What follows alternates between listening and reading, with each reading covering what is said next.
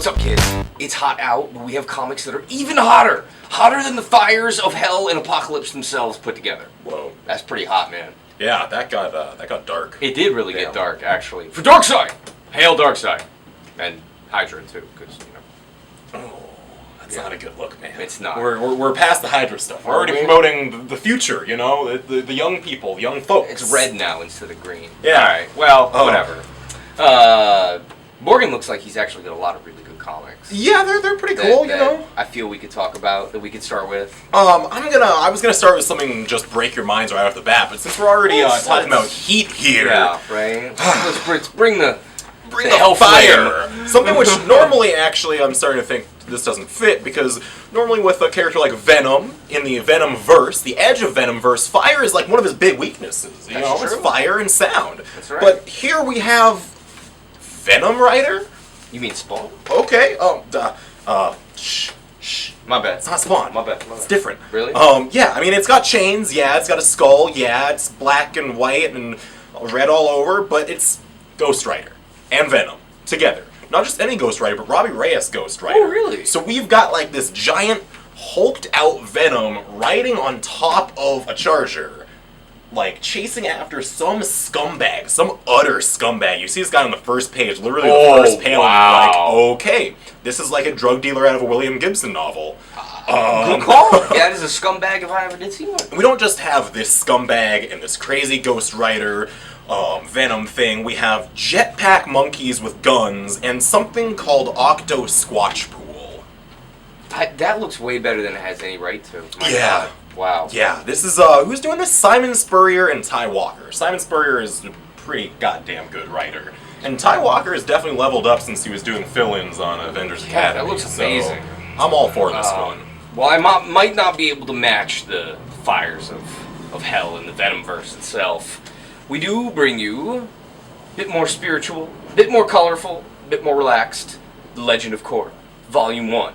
This is, much like the Avatar books, the official continuation of the beloved series. Legend of Korra is truly one of the best American animated things ever. And this sees Korra and Sami, who at the end of the series went off to have their whatevers out in the spirit realm and kind of get their heads together. So that picks us up directly from here, and then of course they go back to the real world, and it's just humans doing horrible things to the spirit world, and that's what we do. Written by Michael Dante DiMartino, who is the co-creator, along with art by Irene Coe. This is from Dark Horse and the first of 3 parts that brings you the opening story arc for the official continuation of Korra. Alright, and I am going to keep cooling us off here, because that's what we really all need right about now. I know I do. I wish my feet were like in an ice bucket or something. I could do it too. You can't see my feet most of the time. Usually my feet are like, whee! Like those newscasters that just don't wear That's pants. Right, dude. But anyways, we've got the trade paperback collection of Vertigo's Frostbite. Yeah. This is written by Joshua Williamson, very prolific at DC and all over the place these days, and drawn and painted by, well, I don't know if this one's actually painted for the most part. Drawn impeccably, either way, by Jason Sean Alexander, one of the most talented artists working in comics these days, who I'm really glad has been getting consistent work lately. Between his Empty Zone series and this. And also week, dropping today, he's taking the reins on Spawn. Yes, Spawn. That's right. Everything comes full circle. That's right, this guy over here, Spawn. Yep, Fires of Hell, Spawn, Chains. That's right. It's all there. And it looks fan-frickin-tastic. So pop in, grab yourself one of those, grab yourself one of these. Boom, you got hot and cold. Both sides of the coin, brother. It's all about balance. Boom. And Spawn does take place in Tokyo because you need that burning hot neon. Yeah, right. You do. That's right. My second pick is the very awesome collection of Becky Cloonan's self-produced mini-comics that she did over the past, 5 years? Yeah, it's been a while. It's been a bit. By Chance or Providence, by Image Comics, or put out by Image Comics. New Colors by Lee Lutheridge, who does a brilliant job of really adding kind of new subtle layer to her work because they were all done in black and white and kind of toned, and it really worked for the projects. They were these really great kind of single small issues, digest sized. So this is actually larger than you got it before. All 3 ones put together: the Wolves, Meyer, and Demeter.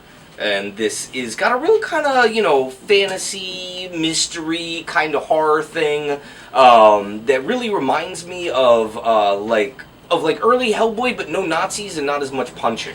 But there was just a really great atmosphere. Like Hellboy, it had an atmosphere. And you read these, and they might not take place in the same world. They might, but they really read well together. And this is an excellent chance to get highly out of print, I'm assuming, single issues. Yeah, I'd say they're less fantasy than they are, like, period horror romance, It's kind of yeah. It's like, Crimson Peak not really being a horror movie, it's just like a ghost story that happens to be set in a period in a haunted house. That's and, right, yeah. It's really just so worth checking out. Yeah, and I just can't believe how good the color came out, too, because usually I'm really against recoloring and stuff, but yeah. Alright, so now I'm gonna break your brains. This Which is way? Doom Patrol number 7. Doom Patrol number 7. There we go.